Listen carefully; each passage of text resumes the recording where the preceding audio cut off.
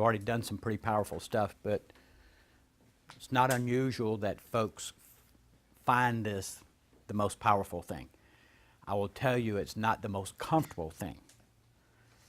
But you are not going to make any progress until you become uncomfortable when faced with a fork in the road to either do what is comfortable or to do what is uncomfortable.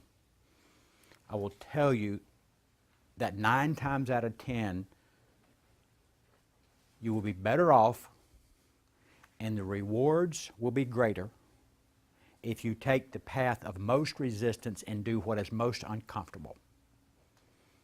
I will also tell you, unless you're doing things that make you feel uncomfortable, you are not growing psychologically.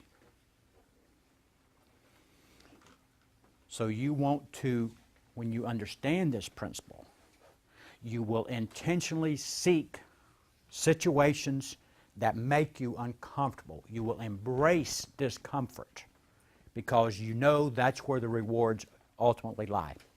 If you only do what you're comfortable with, you won't get much more than what you already have.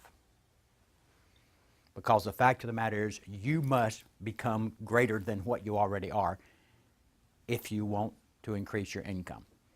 Your income is a direct reflection of who you are. And if you want more income, you've got to become something greater than what you already are, which means you've got to psychologically grow. This session is designed to help you get a handle on that process, give you a little bit of a background, and also talk about what are the self-limiting beliefs that get in the way of you making progress. I mean, we're all our own worst enemy. We seem to self-sabotage ourselves and shoot ourselves in the foot repeatedly over and over again without most of us even being consciously aware of it. So the people outside of this room never heard the message that you're hearing here today. You've not heard it probably. After today, you will no longer be able to claim ignorance about why you aren't more successful than you are. So I'm going to take away all your excuses.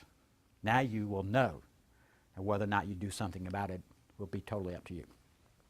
I want you to pretend for a second you had a plate of glass in front of you that was in a picture frame. That plate of glass would be symbolic in that it is your belief system.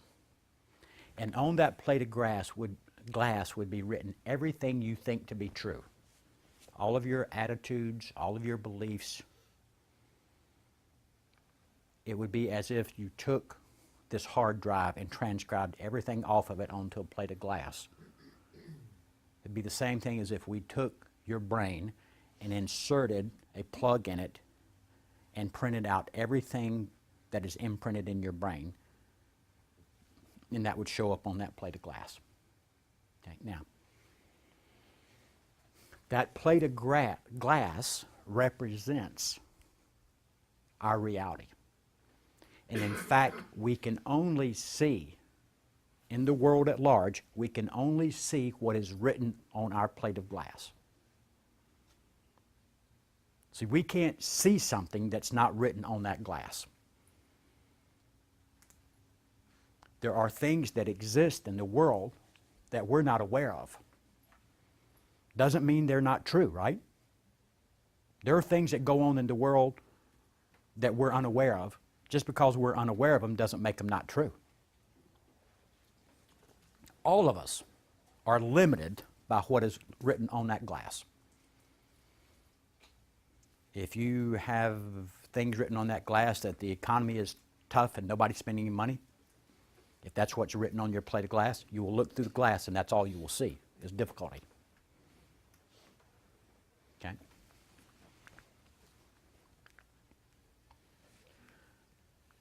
So this glass has written on it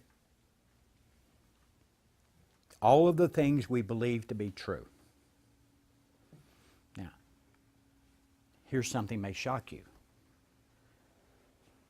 You do not have a touch on reality.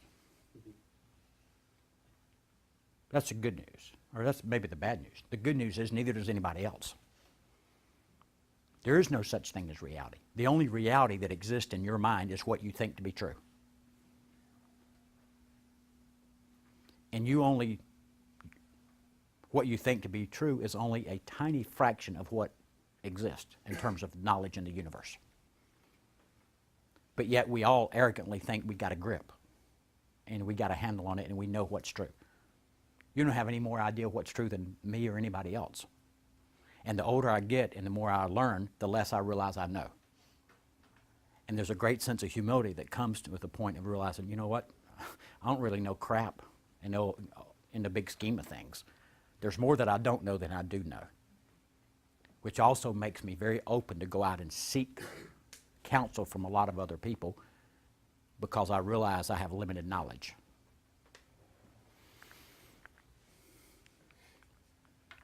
These belief systems are invisible and they're hard for us to see.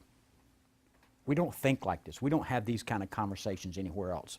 You don't have them at your church. You don't have them with your social group. You don't have them within your company. People don't talk about this stuff because it's psychological stuff and people don't want to go there. They would rather talk about American Idol. Rather spend their time talking about stuff that's superficial, unimportant, and time wasters and all kinds of other stuff instead of dealing with real issues. Whether you believe it or not, we got them in their characteristic of us all. Our beliefs determine how we view the world around us. It's impossible to see things in the world that don't already exist on our belief window. These beliefs that we have that are written on our belief window dictate our behavior. As I said earlier, we cannot behave inconsistently with our beliefs, other than for a very short time to consciously act outside of that belief window. And when we do that, it produces a degree of discomfort. That's why you should intentionally be looking to act outside of your comfort zone, because that means you are doing things to create new realities in your mind. Not only are you developing new skills, you're creating new belief systems in your mind, replacing old limiting beliefs with new empowering beliefs. Our belief windows define what we do or don't do, what we see or don't see, and what we accept or reject. The biggest issue that you will have about what you hear today is accepting and believing what you're hearing, as opposed to rationalizing why it won't work in your business. Some of you are involved in our marketing group and you realize we continually harp on this thing about your business isn't any different. But yet everybody somehow thinks my business is different and this does not apply to my business. Oh, but Steve, you don't understand. My prospects are different. Bullshit. They're not any different. They're just like everybody else's stuff. Your business isn't any different. What you're dealing with circumstantially is different, but the underlying thing about why people buy or don't buy is the same for everybody in here, because we're talking human psychology. We're talking behavioral psych. And as one of my mentors, Dan Kennedy, says, behavioral psych is behavioral psych is behavioral psych. There's no difference. We consider what is written on our belief window to be truth or reality. Arrogantly so.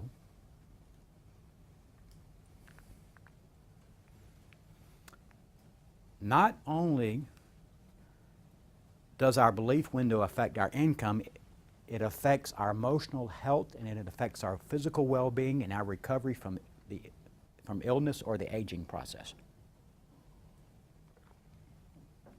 Candace Pert, PhD, Candace Pert, isolated the opiate receptor in the brain in 1973 at Johns Hopkins. She almost won a Nobel Prize for it.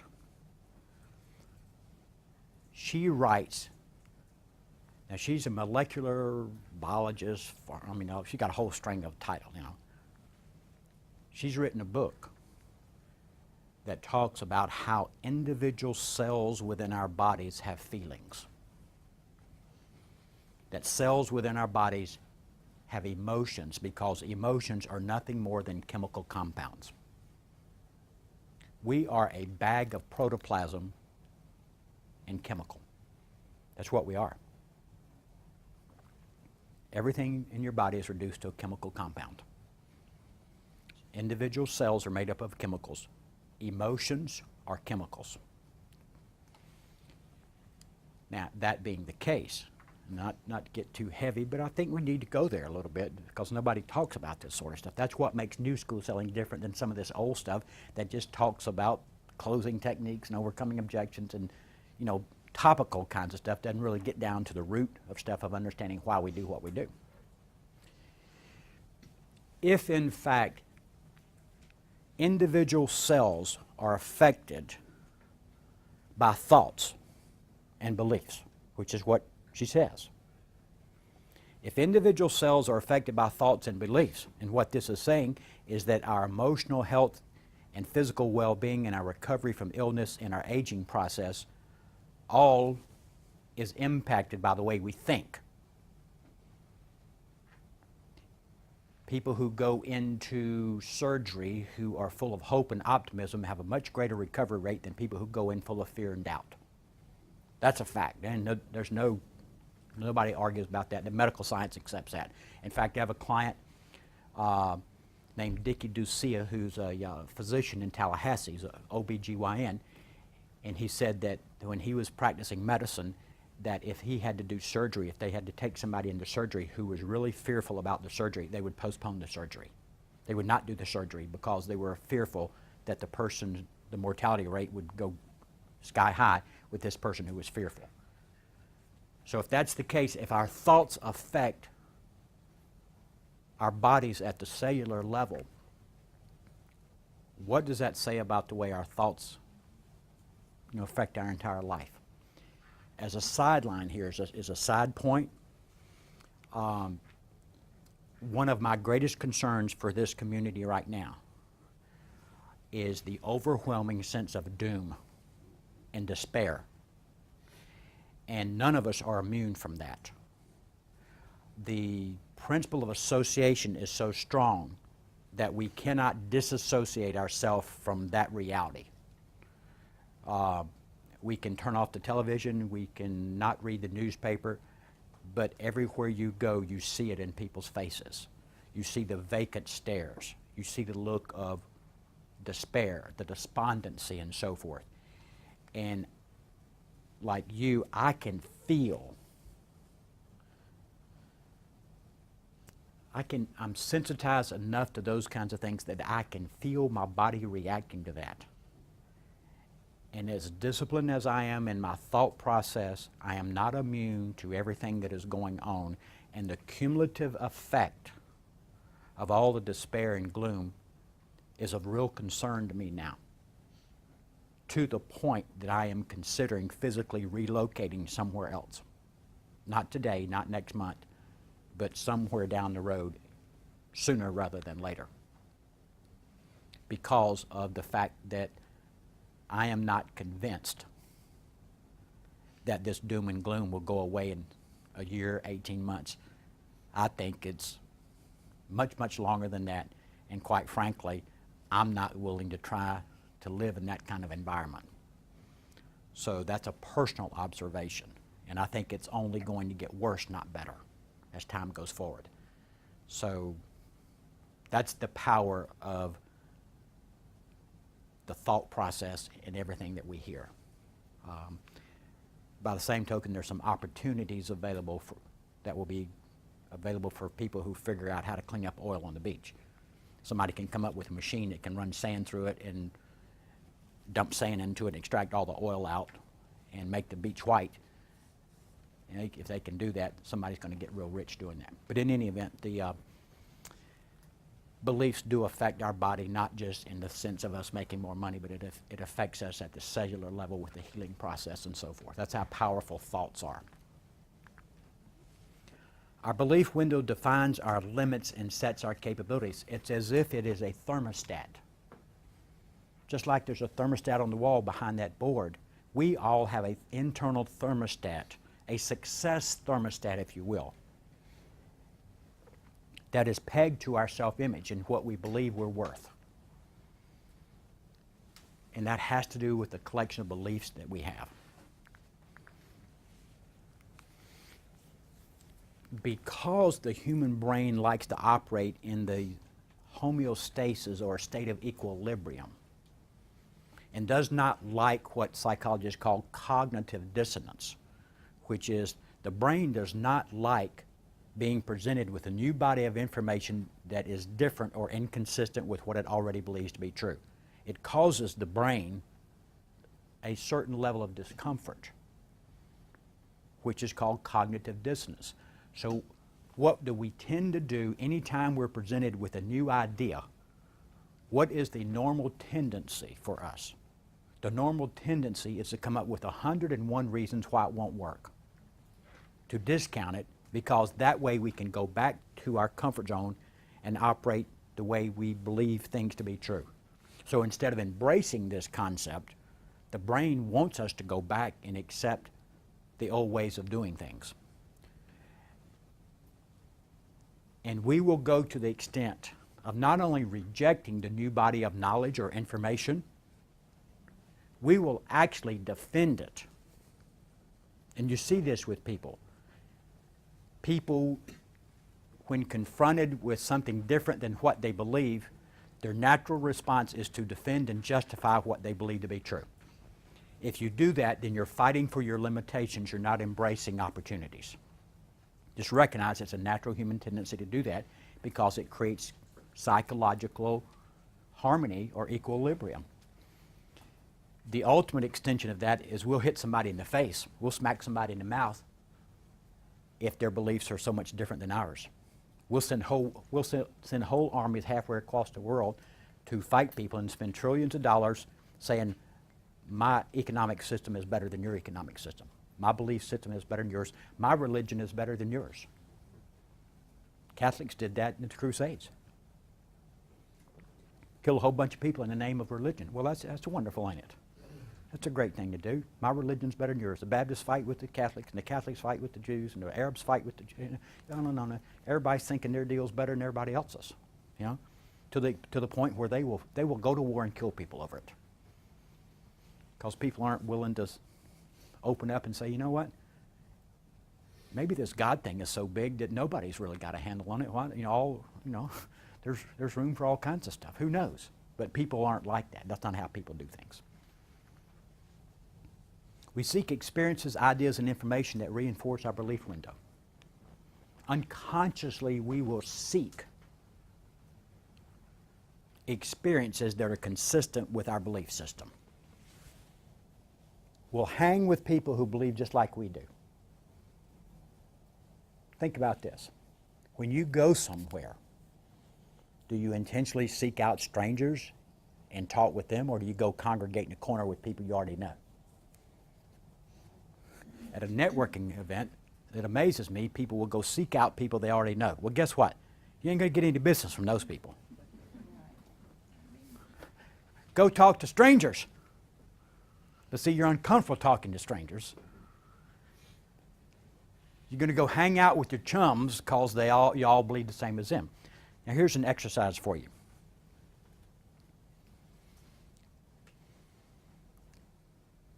Look at your 5 closest friends.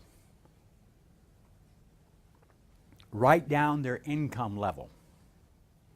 Total that number up and divide it by 5. Look at that number, and that number will be within 10% of how much money you make.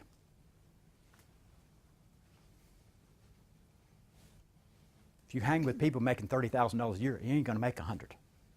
If you hang with people making 100, you ain't going to make $1 million. One of the reasons I'm going to Wealth Days next month is I am going because the millionaires will be there, and I want to be one of them. I don't want to hang around $70,000 a year income people because I'm beyond that. I want to go hang with the millionaires so I can have some of that stuff rub off on me. Does it make me a little bit uncomfortable hanging around people who are making $6, $8, $10, $12 million a year? Am I a little bit intimidated by that? Maybe, yeah. But I'd rather have some of that rub off on me than be comfortable hanging around people who are making the same kind of money I'm making. Now, the fact of the matter is I'm not intimidated by hanging around those folks. I just understand the value of doing that. But I'm willing to go do that. I embrace the opportunity to go, and I will go every chance I get to something like that. Because there ain't too many of those kind of people right in this neighborhood, if you know what I mean. They ain't hanging around here. We ain't got a collection of those people that meet every month.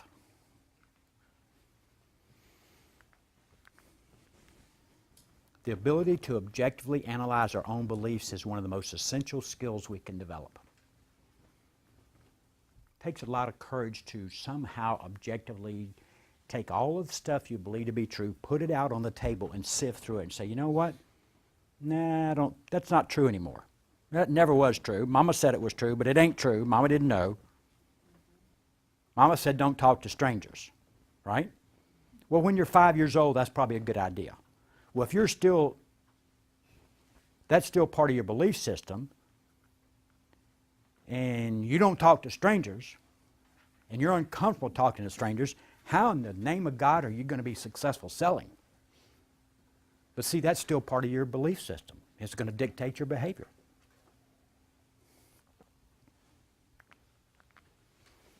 When you know what is written on a person's belief window, you can explain past behavior and predict future behavior. I'll make a prediction for you. I know how much money you're going to make next year. The answer is the same amount of money you made this year. Because nothing's changed. Doesn't matter what the economy does. Doesn't matter what the circumstances does. Doesn't matter how much oil rolls up on the beach. You're going to make about the same amount of money you made last year because it's a governor. It's a mental governor that you have up here that's keeping you. It's stuck.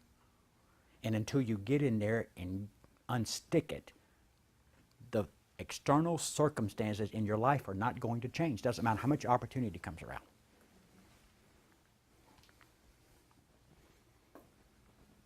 I've already touched on this. We cannot behave inconsistently over a significant period of time that's different than our beliefs.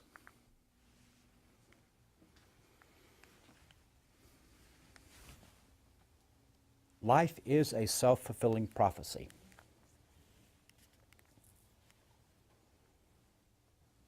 If I believe in ghosts, if I believe there's such a thing as ghost, it is much more likely that I will see a ghost than someone who doesn't believe in ghosts. Right? Now, I don't know if they're ghosts or not, but if I believe they're ghosts, my mind will do crazy things to see a ghost because that's what my mind has to do. If I believe there's no opportunity in this community and that money's tight and people aren't buying, then everything I do will reinforce that, and that will become my reality, which will then reinforce my belief. If my manager tells me that I should go make cold calls, and I have a mindset and a belief that says cold calls don't work, but my manager says go do it anyway, then I will go out, and if I make cold calls, I will do it in such a way as it doesn't work. And then I'll come back to my manager and say, see there, I told you it didn't work. So, if you want to go to the next level, you have to consciously get in there and take control of what you're thinking. And consciously